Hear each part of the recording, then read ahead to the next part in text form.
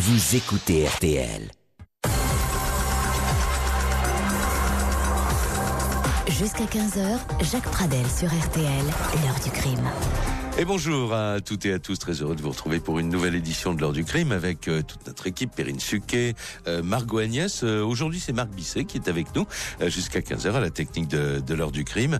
Et à la une, vous l'avez entendu, nous allons lever le voile sur les coulisses de la guerre de l'ombre au féminin, puisque on va beaucoup parler aujourd'hui des espionnes et notamment de ces espionnes russes ou travaillant pour le compte de la Russie, qui ont, on peut le dire, influencé tous les grands événements du XXe siècle. On va en parler avec Vladimir Fedorovski. Bonjour. Bonjour. Merci d'avoir accepté notre invitation, Vladimir Fedorovski. Au risque de vous faire rougir, on va rappeler à ceux qui nous écoutent que vous êtes l'auteur russe le plus édité, qui a le plus de lecteurs en France. 33e livre. 33e livre.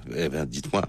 C'est le roman des espionnes, évidemment, qui a attiré notre attention. Le roman des espionnes des éditions du Rocher, oui. Oui, c'est un livre qui paraît donc aujourd'hui et dans lequel, évidemment, sur la base de documents dont vous allez nous parler, raconte la véritable histoire de ces femmes qui, pour la plupart d'entre elles, ne sont pas connues du grand public.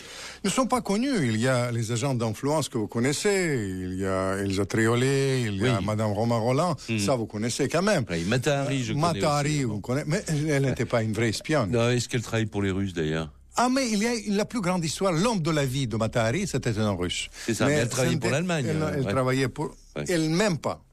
Elle était choisie comme un symbole vraiment de la lutte contre les espionnes. Et finalement, elle est entrée dans l'histoire universelle. Je commence avec une vraie fausse espionne, Mata Hari, et je termine avec une vraie fausse espionne des temps modernes qui existe encore. Mais c'est vrai, vous avez raison, Jacques Pradel.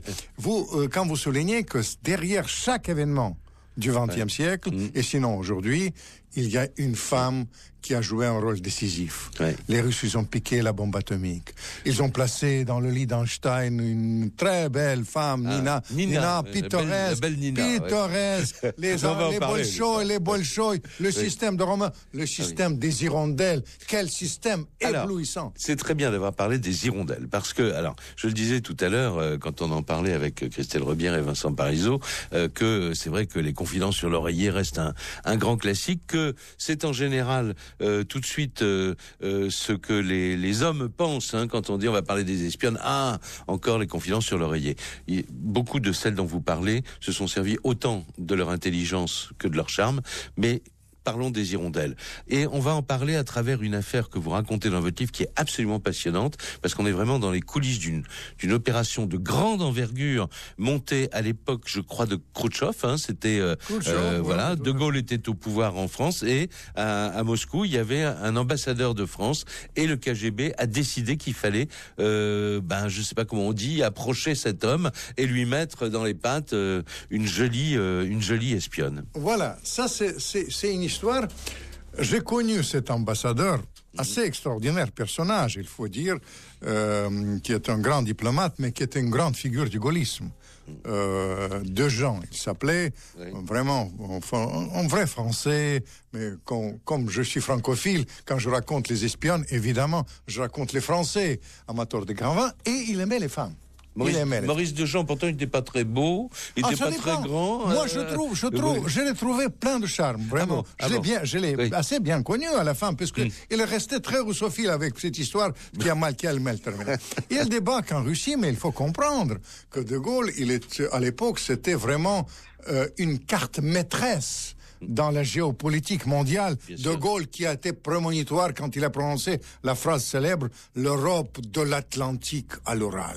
Et il place à Moscou l'homme de confiance, qui était avec lui pendant la période vraiment de la lutte contre les nazis, France Libre, etc. De Jean, qui est très proche. Maurice Dejean. Maurice Dejean, formidable, amateur des vins et vraiment. Et il vient qui est marié avec sa femme à Moscou. Une belle femme, bien entendu, mais vous savez, ça arrive, rien que récemment, ça arrive que d'avoir des à côté, n'est-ce pas? Et puis... Alors les à côté, là, quand même, préparés par le KGB, quand même. Racontez-moi. Non, il vient... Qu'est-ce qui se passe? vous vous souvenez, Jacques Pradel, vous étiez à Moscou, vous vous souvenez, cette ambassade française extraordinaire, qui est un palais d'un grand marchand russe devenu l'ambassade, avec les fresques, tout ça. Où il y a la réception, où la France aimait, l'Europe qui ne parlait jamais de l'Union soviétique, il parlait de la Russie. La France s'est aimée, et évidemment, tout Moscou est à l'ambassade. Et puis, une belle femme. Tout d'abord, les artistes. Parce que les hirondelles, n'oubliez pas, c'est un système qui a été monté par Staline, peaufiné. C'est-à-dire, les femmes, les plus belles femmes de Moscou, ils ont des petites histoires, parfois des grandes histoires d'amour avec les Occidentaux. Et après, comme vous dites, sur l'oreiller, il les piège. Voilà. Alors, pourquoi les hirondelles, vous le dites, et ça, effectivement, je l'ai découvert en lisant votre livre, qu'on a appelé ça le système des hirondelles. Parce que les hirondelles font souvent leur nid côte à côte. Et en général, ces belles jeunes femmes dont vous parlez, commanditées par le KGB, par les services secrets pour obtenir des renseignements précieux, évidemment, avaient des appartements que le KGB leur offrait, bien sûr, mais il y en avait deux des appartements. Il y avait toujours celui où allaient se dérouler les ébats amoureux qu'on imagine, et puis dans la pièce d'à côté, il y avait un autre appartement qui lui était bourré de techniques. Une sorte de studio dans la réalité. Voilà, c'était un studio d'enregistrement avec les micros, les caméras. J'ai travaillé avec les archives. Paradoxalement, Khrouchtchev, qui était quand même numéro 1 du Kremlin, vous imaginez bien, il consacrait parfois, avec beaucoup de délices, pas mal de temps pour regarder, puisqu'on lui apportait tout ce qui était filmé. Privilège du pouvoir, bien sûr. Les choses comme ça. C'est en fait une sorte de film, on peut oser, j'ai failli dire porno avant l'heure, mais quand même, les choses comme ça. Bref, les choses comme ça. Mais il s'est passé étape par étape, je raconte dans les romans d'espions. C'est une opération qui dure 3 ans, l'approche de l'ambassadeur. Étape par étape, absolument. Étape par étape, il ne brusquait pas les choses. Tout d'abord, l'ambassadeur voit les grands artistes, et puis il se promène à travers Moscou, et puis les belles espionnes sont toujours là, et puis encore... On fait rencontrer aussi un monsieur très sympathique à Madame Dejean, qui va l'emmener aussi faire des courses ou découvrir la banlieue de Moscou, et pendant ce temps-là, évidemment, les hirondelles arrivent. Les hirondelles arrivent dans le nid. C'est ça. C'est vraiment... Je vais vous dire, toutes ces histoires des espions, dans la réalité, ça frôle, et vous avez constaté ça récemment encore, parce que la politique, c'est souvent l'opérette et la tragédie. Et je dois vous dire que cette fois-ci, il y avait beaucoup de Bolchoï, des actrices de Bolchoï, des ballerines qui viennent voir l'ambassadeur, mais il a déjà, comme disent les gens d'aujourd'hui, flashé. Les rues, flashé parce qu'il était filmé en même temps. Vous comprenez ça, Alors il a flashé sur une belle jeune femme, sans savoir évidemment qu'elle était quand même téléguidée. Qu'elle était espionne, etc. Les promenades près de Moscou, les informations. Tout ça, c'est très intéressant sur le plan même de la technique de l'espionnage. Parce qu'il passe à l'ambassadeur des vraies informations, très importantes pour la France. Et finalement, il a dit, il faut travailler plus. Et encore, il faut fréquenter plus d'autres gens. Et après, une sorte de bonze de KGB l'invite à sa datcha. Datcha est aménagée. Encore une fois, les caméras, encore une fois... Et la datcha, elle avait été donnée par le chef des services secrets qui avait donné sa datcha pour ce truc. Alors, simplement là, avant la pause quand même, il faut vous dire la fin de l'histoire. Il n'y a pas eu... Apparemment, il n'y a pas eu de roman d'amour, mais bref, un jour, monsieur l'ambassadeur... Ça allait jusqu'au bout, quand même. Monsieur l'ambassadeur se retrouve dans le nid douillet de l'hirondelle qui a été désigné pour lui obtenir des renseignements. Et là, elle va lui jouer. Alors là, on est effectivement dans le théâtre de boulevard. Elle lui dit... viens chez moi, mon chéri. Enfin, ça, j'imagine, parce que de toute façon, mon mari est en voyage, mais il va rentrer demain. Et pendant qu'ils sont dans l'appartement, on sonne à la porte, où on entend les clés qui tournent et qui ouvrent la serrure. Et voilà le supposé mari de la dame. Le mari qui arrive, géologue qui est rentré de la Sibérie. Et il commence à le battre. Avec des patogas aux pieds, comme un archéologue qui arrive effectivement de Sibérie. Et là, qui passe quand même l'ambassadeur à tabac. Et à ce moment-là, la fille lui dit, mais non, arrête, c'est l'ambassadeur de France, etc. Donc en fait, on fait tout pour le coincer en se disant, il voudra pas que ça se sache à Paris. Bien sûr. Mais ça s'est su à Paris et on va raconter pourquoi dans un petit instant ensemble. Jusqu'à 15h, Jacques Pradel sur RTL. L'heure du crime. Le roman des espionnes, c'est un livre qui paraît aujourd'hui aux éditions du Rocher sous la signature de Vladimir Fedorovski. Qui sait, si j'ose dire, de quoi il parle, puisque ancien diplomate, vous avez vécu évidemment tous les grands bouleversements de la fin de l'Union soviétique. Vous avez accès à des archives qui vous permettent de faire la part entre les légendes et la réalité. Et vous avez obtenu, on peut le dire aussi, beaucoup de témoignages à propos des femmes dont vous parlez dans votre livre. Vous voulez que je vous dise? Oui, bien sûr. Un espion entre dans cette pièce avec tout ce que j'ai connu autrefois. Je vous dis, je le termine tout de suite. D'accord, ok. Alors, on va revenir à De Gaulle. On est dans les années 66, 68, quelque chose comme ça. Monsieur Dejean, donc ambassadeur de France, après 3 ans d'approche, etc., va tomber dans ce piège, dans le nid de l'hirondelle qui a été désigné. Il se fait casser la figure par le mari. Qu'est-ce qui se passe après? Mais après, il y avait, au fait, vous savez, dans ce genre d'espionnage, il y a toujours les agents doubles.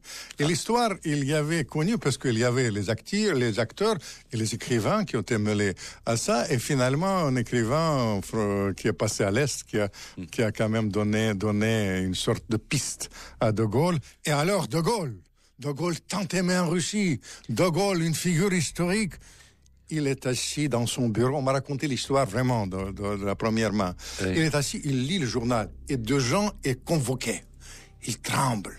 Qu'est-ce qu'il va dire? Son compagnon? Est-ce qu'il sera puni? Est-ce qu'il sera viré? Et De Gaulle lit le journal. Il enlève les lunettes, il pose le journal, il prononce une phrase historique qui est entrée dans les annales de la diplomatie. Je le traduis d'une manière policée. Il dit: alors, Dejean, on couche. Et c'était la seule et c'était la seule punition. Alors déjà, un coup, c'est entré dans l'État. Il était envoyé après. Oui, il a poursuivi sa carrière. Poursuivi sa carrière, il était envoyé ambassadeur en Tunisie. Ouais. Et à la fin de carrière, quand je l'ai connu, quand il était assez âgé, et il faut dire que il est devenu, c'est ça qui est, vous savez, quand je raconte ces histoires, il y a quelque chose de très bizarre. Je dis le Pérez, mais il y a le drame derrière. Il y a le drame derrière, il y a l'affinité extraordinaire. Comme c'était un gaulliste convaincu, il était toujours très attaché, et ce qu'il aimait par-dessus tout, je l'ai invité de temps à l'autre au spectacle de Bolshoi, il venait avec beaucoup de plaisir, un souvenir peut-être de ce, je vous assure. Et je garde, vous me connaissez, je suis vraiment francophile, c'est les gens extraordinaires de cette époque gaulliste, les amateurs bien sûr des bons vins, allons. Et des femmes et des ballerines de Bolshoi. Alors juste un mot encore pour la phase dramatique de ces affaires. On va pas en parler beaucoup, mais il faut le dire quand même. Dans ces approches des Français par des hirondelles à Moscou, il y a eu cette affaire un peu carnavalesque, on va dire, de l'ambassadeur, mais il y a un homme qui s'est suicidé. Absolument, ils ont piégé, mais ça c'est parce que il y avait, pour rester dans l'air du temps, ils ont souvent utilisé les garçons aussi pour piéger. Oui. Ah, on les appelait les opérations Roméo. Roméo. Les garçons, non, ça c'est carrément parce que ce que Andropov, quand il y avait vraiment le chef mythique du KGB, quand il était dans les espoirs, il a dit qu'est-ce qu'il faut demander? Il disait il faut demander homme interne, pas comme interne, mais homme interne. Il y avait les garçons et là, je crois que l'attaché il était piégé par ça et finalement il s'est suicidé. C'est souvent le paradoxe de ça. On dit que c'est pittoresque, que c'est juste pour rigoler, etc. Les histoires. Mais cela dit, c'est vraiment, il y a un côté shakespearien dans l'affaire. Et il y avait, parce que c'est vrai, quand on parle d'espionnage, comme ça, on se dit, mais on parle d'ambassades ou de maisons particulières dont les murs sont truffés de micros, où il y a des caméras et tout. Mais le KGB avait fait ça aussi dans une Vespasienne de Moscou, vous le racontez. Oui, bien sûr. Voilà, qui était connu de tous les homosexuels. Homme interne, voilà. Et c'était donc là où se faisait comment dire, les ébats. Recruter. Mais finalement, il ne faut pas se leurrer. Il y avait peut-être le grand groupe des espions, ça s'appelait les 5 de Cambridge.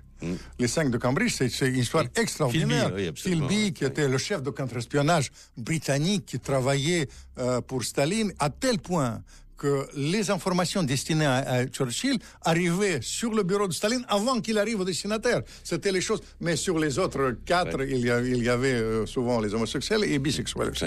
Alors bon, on peut pas tout raconter. Là, je renvoie les lecteurs au livre qui est vraiment passionnant parce que il foisonne d'histoires et d'histoires très peu connues. Mais puisque vous venez de parler de Philby, juste, je l'évoque comme ça. Un jour, il y a une femme dont la sœur va passer à l'Est. On va savoir Absolument. Que la sœur de cette femme, elle est mariée. Absolument. Elle est d'origine de l'Est.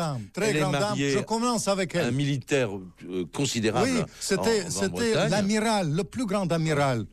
Britannique, qui était marié avec une très grande aristocrate, amie de la reine, il faut dire, et finalement une parente du tsar. Et qui était d'origine russe. Qui était d'origine russe. Et sa sœur est passée à l'Est. C'était un éblouissement. J'ai connu, c'est un souvenir de cette dame que je raconte toutes ces histoires. Vous voyez, au début, je raconte ma conversation, et elle les a connues. Elle vous a raconté l'histoire, les yeux dans les yeux, et en fait, elle est terrifiée. Elle se dit la carrière de mon mari va s'arrêter. Que faire? Elle travaille aussi pour les services britanniques et elle demande un rendez-vous et elle va s'excuser auprès de Philby, dont elle ne soupçonne pas. C'est-à-dire, vous voyez, retournement. C'est extraordinaire. Moi, je vais vous dire, il a prononcé une chose juste pour terminer. Il a dit, ils ont pensé qu'il y avait un choix entre Hitler et Staline. Ils ont choisi Staline, elles ont choisi Staline. Mais il y avait un autre choix, c'est mon ami, mon copain, Winston Churchill. Alors, on va reparler de tout ça dans un petit instant. On va faire une nouvelle pause dans l'émission. Après, on va parler alors d'une page extraordinaire de l'espionnage soviétique au féminin. Et vous allez constater d'ailleurs à travers ce qu'on va dire et ce que vous allez entendre grâce à des archives sonores de la rédaction d'RTL. C'est une histoire qui a commencé vers la fin de la guerre, enfin pendant les dernières années de la guerre, la Deuxième Guerre, et qui se poursuit encore aujourd'hui en fait. Ce sont les espionnes atomiques. À tout de suite. Jusqu'à 15h, Jacques Pradel sur RTL, l'heure du crime. Et tout de suite avec mon invité Vladimir Fedorovski qui publie aujourd'hui aux éditions du Rocher le roman des espionnes. On va ouvrir un autre chapitre dont vous parlez dans votre livre et qui nous ramène dans cette guerre de l'ombre, dans la guerre froide ou dans la guerre tiède. On verra tout à l'heure pourquoi les deux expressions peuvent être employées. Avant de parler de ces espionnes atomiques que l'Union soviétique avait envoyées vraiment avec pour mission de faire avancer la science soviétique. Le mot atomique, ça me plaît. C'est beau, c'est très beau, absolument. Et donc, avant cela, avant de partir dans cette période de la fin de la guerre, de la Deuxième Guerre mondiale, juste pour prouver à tout le monde que ça continue aujourd'hui, on a trouvé, Margot Agnès a trouvé dans les archives sonores de la rédaction d'RTL, un document qu'on va entendre maintenant qui date du 11 septembre 1999, donc c'est pas loin. Ce jour-là, on vient d'apprendre à Londres qu'une Britannique âgée de 87 ans avait été pendant plus de 40 ans une des espionnes les plus importantes du KGB. Qu'est-ce qu'elle faisait ? Elle fournissait notamment des secrets militaires britannique à l'URSS, et Daniel Caron racontait cette affaire sur l'antenne d'RTL, donc le 11 septembre 1999. Elle avait 25 ans, Staline n'était au pouvoir que depuis 4 ans. Melita Norwood, militante du Parti communiste britannique, croyait que le paradis existait derrière le rideau de fer. Elle voulait aider, dit-elle, ce nouveau gouvernement qui avait donné aux gens ordinaires de quoi manger à des prix abordables et un bon service de santé. Elle était mariée à un professeur de mathématiques, communiste lui aussi. Il savait ce qu'elle faisait, mais ne l'avait jamais dénoncé. Melita était secrétaire dans un bureau qui étudiait les nouveaux alliages nécessaires pour fabriquer la bombe atomique. Les documents qu'elle a transmis ont permis à l'Union soviétique de rattraper son retard dans le domaine nucléaire. Melita, qui s'appelait Ola pour Moscou, avait accès à des documents dont le Premier ministre de l'époque ne parlait même pas à son gouvernement. Selon le chercheur qui a retrouvé sa trace dans la confession d'un transfuge du KGB, grâce à elle, Staline était mieux informé sur la bombe atomique britannique que certains ministres de Sa Majesté. Melita a travaillé pendant 40 ans pour le KGB sans être découverte. Elle n'avait pas touché d'argent. Elle espionnait par idéal. Aujourd'hui, grand-mère, arrière-grand-mère, l'espionne des banlieues dit qu'elle ne regrette rien. L'espionne des banlieues. Quel document. Mais je vais vous dire, Jacques Pradel, je pense que les grands espions du XXe siècle n'ont jamais travaillé pour l'argent. Je raconte dans le roman d'espion, jamais touché. Le plus grand espion français, Farwell, il s'appelait. Oui. Les Français, ils lui ont donné, qui a changé la face du monde, vraiment, la fin de la guerre. Oui. On lui a proposé des sommes. Deux bouteilles de champagne. Oui, voilà. Francophile. Il travaillait francophile et par la haine. Mais c'est vrai que c'est une période très bizarre parce qu'encore une fois, les histoires d'amour, l'idéal, le cocktail est explosif, mystère, amour et évasion. Vous comprenez tout ça? Mais alors, il y a derrière, évidemment, des gens, en général d'ailleurs des hommes, qui jouent un peu comme avec des pions de ces femmes. Et vous décrivez dans le livre la technique d'approche qui avait été déterminée par le KGB à l'époque. Donc la mission, c'était ramener des informations sur la bombe atomique. Mais comment faire? En plaçant ces femmes auprès de gens sensibles, si on peut dire. Bien sûr, bien sûr. Il y avait, ça c'est une autre facette très intéressante aussi. Dans ces histoires, il y a souvent les couples qui ont été formés, qui ont été formés au début dans le but de l'espionnage.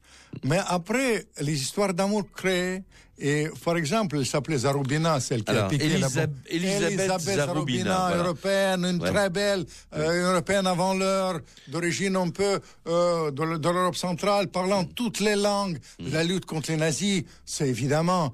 À l'époque, elle était d'origine juive, Shoah, oh non, il faut soutenir Staline pour que Hitler n'arrive pas. Hitler était à 6 km du Kremlin, il faut faire tout. C'était une femme magnifique, je crois. Magnifique, exceptionnelle, je publie. Dans le roman de l'espionnage, il y a les portraits. Moi, je suis subjugué par ce mélange de la beauté et finalement la fureur de l'histoire entre dans leurs pièces. L'histoire, au début, une fille de 17 ans, au nom de l'idéal, elle devient amoureuse d'un terroriste, un grand terroriste révolutionnaire qui travaille avec les soviets. Mais ce révolutionnaire est un copain de Trotsky. Déjà, il y a des doutes. Et à un moment donné, ils sont envoyés en Turquie pour vendre les manuscrits assez précieux pour ramener de l'argent, en fait, au service. Pour le Kremlin, pour les services. Parce que ils vendent ça, mais son mari, il a décidé de donner quelques millions à Trotsky, parce que Trotsky il le soutient dans ce cachette. Et là, on peut le vendre ça. Comment faire? Est-ce qu'il faut rester fidèle à Staline ou trahir tout ce qui est le plus précieux, l'amour? Et je vous dis du Shakespeare. Et entre l'idéal et son mari, elle choisit Staline et elle sacrifie le mari, puisque le mari... Là, vous êtes en train de nous parler de Maria Mercader. Maria Mercader, c'est plus tard. C'est la même histoire. C'est la même histoire. Mais ça, c'est celle qui a tué Trotsky plus tard. Ça, c'est une histoire encore plus terrible. On va en parler. Mais pour revenir, après, son mari est tué et on place à côté d'elle un professionnel de l'espionnage. Et encore une histoire d'amour est née. Et là, ils sillonnent toute l'Europe. Ils se sont installés, pour parler dans le détail, en France, place de Terne. Au début, c'est les conversations... Pardonnez-moi, ils vont se retrouver aux États-Unis, au cœur de l'État américain, où on teste la bombe atomique. Bien sûr, on les envoie comme résidents. Résident, c'est un titre d'espionnage, c'est-à-dire chef de service secret de Staline. Mais qu'est-ce qu'ils font? Ils ont, parmi les gens autour de la bombe, les gens profondément antifascistes. Et le chef du projet, Solomon, c'est-à-dire le créateur de la bombe... C'était le projet Manhattan. Mise au point de la première bombe atomique. Oppenheimer, il était quelqu'un qui était profondément antifasciste. Et une femme, la plus belle des femmes possibles, en plus résistante aux nazis, elle vient le voir et il parle de la philosophie au début. Vous savez comment il a fait? Il a dit, si l'Amérique seule a la bombe, le monde est en danger. Il faut partager avec les Russes. Voilà, ils étaient pour éviter que l'atome devienne uniquement une arme de guerre, et un certain nombre de ces scientifiques, approchés par cette femme et par son réseau, pensaient qu'il fallait au contraire diffuser les informations pour que tous les pays du monde puissent bénéficier des bienfaits de l'atome. Équilibré, parce qu'autrement le monde est en danger. Et finalement, Oppenheimer, consciemment, je vais vous dire la vérité aujourd'hui. Oppenheimer. Oui, le chef du projet américain, il a placé près de lui quelqu'un, il savait pertinemment que c'est quelqu'un sympathisant pour les communistes et par conséquent l'agent Fuchs, il s'appelait pour les initiés. Et finalement, comme ça, ils ont piqué tout le secret. Mais enfin, dans ce chapitre, il y a plein de choses pittoresques que vous avez mentionnées. Ce que j'adore, il y avait une artiste, Nina dans le lit d'Einstein. C'est pittoresque quand même. Ça. Est-ce que ça a été efficace? En fait, il lui a donné des secrets. Il a donné, mais c'est une vraie histoire d'amour. Encore une fois, mélange de tout. Oui, d'accord. L'engagement, tout ça, une vraie histoire d'amour. Mais pour Einstein, c'était moins pointu, je vais vous dire, parce que elle travaillait. En fait, elle était commanditée, cette femme, Nina. Elle était complètement commanditée, mais en même temps, la vraie histoire d'amour, et en même temps, mais c'est incomparable par rapport à l'histoire de la bombe, parce que la bombe, c'était très pointu et ça changeait vraiment l'équilibre des forces. Staline qui a la bombe, ça change l'équilibre de force. Einstein, c'est les grands secrets, mais les secrets de la science fondamentale, finalement, pour moi, c'est plutôt une belle histoire d'amour. Peut-être un jour, je vais faire une pièce même, Einstein et Nina. Il faut l'appeler E égale MC2, mon amour. Voilà. Alors, on va faire une pause tout de suite. On vous retrouve, Vladimir Fedorovski, dans un tout petit instant. Et on va parler de l'après-Staline, parce qu'il y a vraiment eu un avant et un après-Staline. Mais vous allez le constater, les services secrets sont restés extrêmement actifs et ont placé auprès des hommes de pouvoir des femmes qui avaient pour mission de rapporter des informations précieuses, des secrets aux Russes. L'heure du crime sur RTL. Nous sommes en compagnie de Vladimir, décidément, je ne sais pas pourquoi je vais vous appeler Alexandre aujourd'hui, Vladimir Fedorovski, qui publie aux éditions du Rocher le roman des espionnes. C'est un livre qui foisonne, évidemment, vous l'imaginez, d'anecdotes, de portraits qui nous emmènent vraiment dans les coulisses de ces opérations très peu connues du grand public. Et on le disait il y a un petit instant, Vladimir Fedorovski, Staline, il y a eu un avant et un après Staline. Bon, on va évoquer la mort de Staline d'abord. C'était donc le 5 mars 1953. C'est une nouvelle évidemment qui stupéfie l'ensemble des communistes dans le monde, tout autour de la planète. Et la mort de ce chef suprême du régime soviétique est annoncée sur Radio Moscou par le speaker des actualités. Écoutons, c'est un document de l'Institut national d'audiovisuel. Celui qu'un peuple de 200 millions d'habitants acclamait tous les ans sur la place rouge, Joseph Staline, est mort. Le chef du plus vaste empire du monde a succombé à 73 ans à une hémorragie cérébrale. Depuis 1924, il avait pris la succession de Lénine et assumé à la fois la conduite du peuple russe et celle du régime soviétique. Pendant ces 28 ans, il se montra l'une des figures maîtresses d'un univers en état de crise.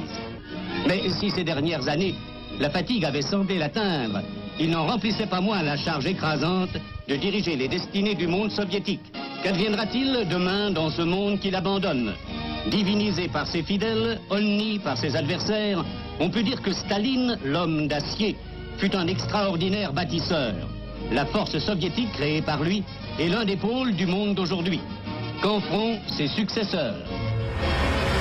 Alors, confondre ses successeurs. Staline. Mais attendez, Jacques Pradel, vous savez ce qui me stupéfie?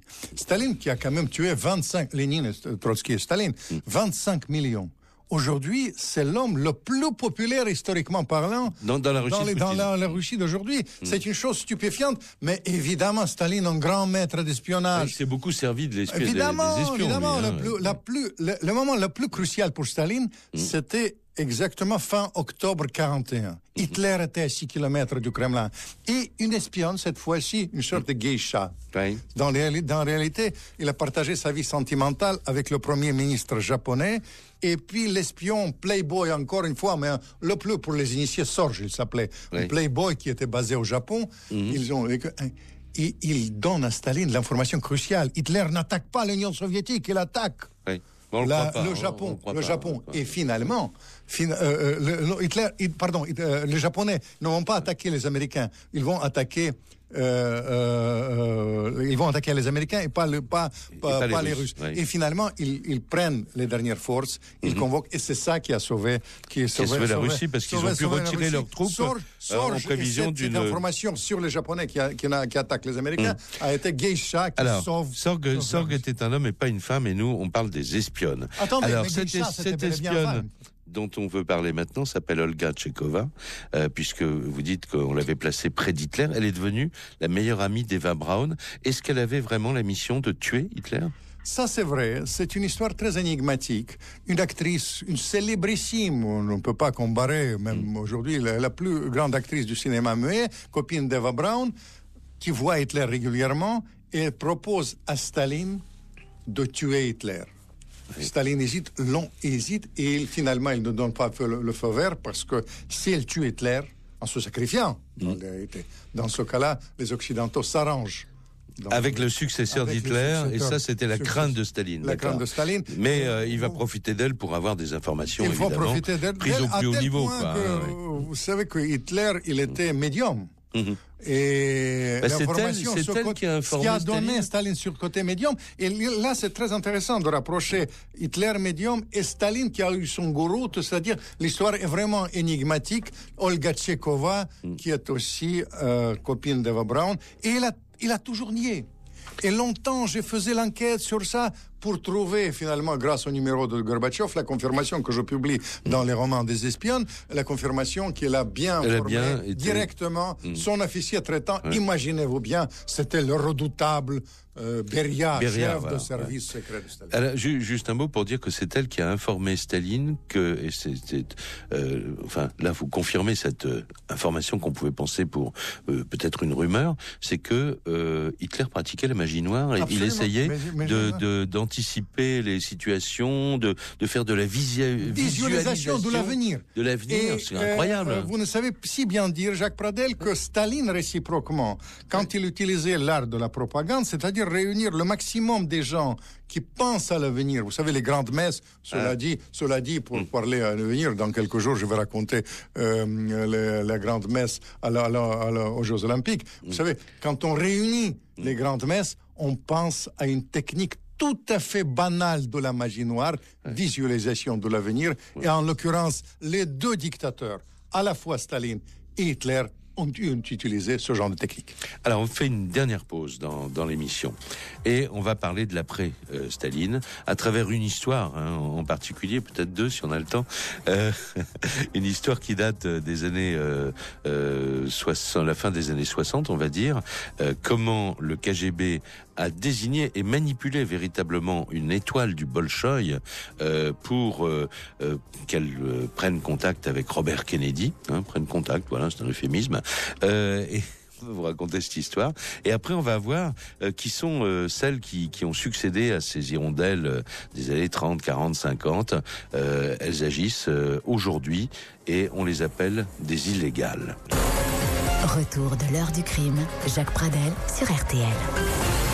C'est la dernière partie de l'heure du crime, toujours avec Vladimir Fedorovski, donc qui publie aujourd'hui ce roman des espionnes aux éditions du Rocher.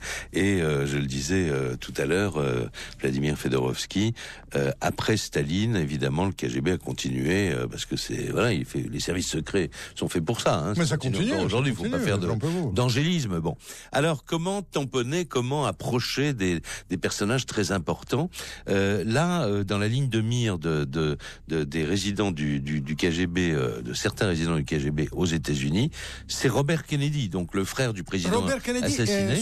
Et John Kennedy, parce que tout le monde connaît, parce que leur force ou leur John faiblesse. Kennedy est mort au moment où on va. Oui, on va en parler. Mais avant, il y avait l'histoire. Il sortait tout le temps avec l'agent du KGB, d'ailleurs, pour voir les actrices d'Hollywood. Oui, mais bien sûr. Après, le personnage de proue, vous avez raison. Robert Kennedy. Voilà. Une étoile montante. Tout simplement parce que peut-être il sera le prochain président des États-Unis. Alors à ce moment-là, vous décrivez par le menu une formidable opération ratée d'ailleurs du KGB, il faut bien le dire, mais ratée peut-être par excès de volonté de réussir. On va comprendre pourquoi je dis ça dans un instant. Et les gens du KGB se sont aperçus que il y a une tournée du Bolchoï et que vraiment une étoile vedette du Bolchoï. La plus grande vedette peut-être de Bolchoï de tous les temps. Ouais, qui s'appelle Maria Plesetskaya. Ils se rendent compte que en fait, elle va fêter son anniversaire. Elle est née le même jour que Robert Kennedy. Alors, on l'amène à l'ambassade, et là, il y a des gens qui lui disent, mais vous avez vu, vous êtes né le même jour, etc. C'est formidable. Écoutez, peut-être que à cette occasion-là, vous pourriez faire un cadeau à Robert Kennedy, et tenez, on y a pensé pour vous, et on lui dit, voilà, on va lui offrir un samovar, mais c'était un samovar de compétition, hein. Il était grand comme un enfant. Objet voilà. peint à la main, Oui. etc. Et bourré de micro. Et bourré de micro. Elle sentait que c'est louche. Mais Oui. quand même, Alors elle n'a pas voulu, parce que elle n'a pas voulu. Elle n'a pas ne fait joué pas le partie jeu, du service mais secret. Hein. Elle ne fait pas du tout. Elle pas est du tout. manipulée. Ils ont essayé de la manipuler parce que, soyons très clairs, Robert Kennedy a essayé de la draguer. Bah et oui, puis, bon. ils font des promenades, je ne sais pas si c'est allé jusqu'au bout, mais quand même, une histoire, elle raconte elle-même. Il y avait une vraie affinité. C'est toujours le mélange de l'affinité sensuelle et de l'espionnage. Et ce samovar rajoute un petit piment, voilà. Je ne pourrais pas y dire. En tout cas, un petit morceau de thé pimenté dans l'eau chaude de l'espionnage. Sauf que quand elle va se balader, par exemple, dans New York avec Robert Kennedy, main dans la main. Ils sont main dans la main, mais ils sont suivis, observés, espionnés. Il y a Robert Kennedy a invité une soirée à l'ambassade. Elle est là, mais il y a des gens qui s'approchent pour essayer de laisser traîner leurs oreilles le plus loin possible pour entendre ce qu'ils se disent. Bon, il s'en aperçoit, Robert Kennedy. Bien sûr, évidemment. C'est qui le muet là? Oui, évidemment, c'est de la rigolade. Là, ouais. Mais quand même, il y avait une de belles soirées qu'ils ont passées ensemble. Et encore une fois, le mélange d'un grand sentiment et de l'espionnage, ça nous donne un cocktail explosif pour les romans de l'espion. Voilà, alors elle a dû avoir une petite histoire avec Robert Kennedy, mais ça n'a servi à rien. Ça n'a servi à rien. Alors, on va terminer, il nous reste quelques minutes, Vladimir Fedorovski, avec ceux qu'on appelle maintenant les illégaux. C'est à la mode moderne, hein, un peu l'évolution de l'espionnage russe, parce qu'il faut plus dire soviétique, là on est dans la Russie de Poutine maintenant. En juin 2010, peut-être certains auditeurs s'en souviennent, 10 personnes sont interpellées aux États-Unis. Ces personnes sont suspectées d'espionnage pour le compte de la Russie. Le FBI était sur le coup depuis pas mal d'années. Ça fait des titres dans les journaux. Et le 9 juillet 2010, ce jour-là, on se croirait à nouveau en pleine guerre froide parce que suite au démantèlement du réseau de la semaine d'avant, on apprend que la Russie et les États-Unis vont échanger ces espions sur l'aéroport de Vienne en Autriche. Et parmi eux, on parle d'une femme sur laquelle vous nous direz un mot dans un instant. Elle s'appelle Anna Chapman. Écoutons d'abord les explications que donnait sur cet échange qui ressemble à un scénario de film. Et écoutons ce qu'on disait à l'époque sur RTL, Nelly Denac. Le scénario est digne des meilleurs films d'espionnage. Dans les rôles principaux, une jeune femme rousse, fille d'un ancien agent du KGB et un spécialiste en armement. Le contexte, lui, est différent. Washington et Moscou, en plein rapprochement, veulent éviter l'escalade et les médias parlent ici de guerre tiède. Les deux capitales veulent donc régler rapidement cet incident et éviter un long procès qui ne ferait que ternir leurs relations. Les 10 espions suspects russes qui ont comparu à New York seront donc expulsés en Russie dans les prochaines heures. En échange, Moscou a accepté de libérer 4 espions et les membres de leur famille. Parmi eux, le savant Igor Soutiagine, arrêté en 1999 et reconnu coupable d'avoir transmis des informations secrètes sur le système de défense nucléaire russe à la CIA. Cette décision express intervient au terme d'intenses tractations et d'allers-retours entre les ambassadeurs des deux pays. Il s'agit du plus grand échange d'espions entre les États-Unis et la Russie depuis la fin de la guerre froide. Voilà. Alors Anna Chapman, là vous dites dans votre livre, vous évoquez le cas de cette femme, vous dites là on est aux frontières de l'imposture et du burlesque. Bien sûr, pourquoi? Parce que tout le monde connaît, elle a posé quand même un peu dénudée dans les grandes revues. C'est une dame qui est devenue quand même vedette à la télévision. Aujourd'hui, c'est une sorte d'égérie des Jeux Olympiques. Est-ce qu'elle est revenue en Russie, donc elle a été échangée. Elle était formée en Russie, mais elle a couché quand même avec des gens importants. Oui, mais peut-être parce qu'on lui avait demandé quand même. Peut-être, elle était formée peut-être pour ça. Pourquoi vous dites qu'on confine au burlesque? Le roman des espions, vous savez, boucle a été bouclée. Je commence avec une vraie faux espion Matari, c'est une Matari des temps modernes. Voilà. Est-ce qu'elle était vraiment une très grande agent? Peut-être pas, mais en tout cas, même le vice-président américain, il a dit on regrette qu'elle est partie. Qu'est-ce qu'elle était belle, parce que c'est formidable. Mais ce qui est très intéressant. On sent que vous avez moins de sentiments pour elle que pour d'autres. Attendez, vous parlez dans le livre. C'est les choses. Elle continue. Elle aujourd'hui, elle a de d'actualité brûlante. Vous savez, le 7 exactement, je vais faire à France 2 4 heures à prime time. Voilà. Oui, vous allez être sur France 2, aux Jeux Olympiques de Sochi. Et qui est l'égérie des Jeux Olympiques? C'est elle?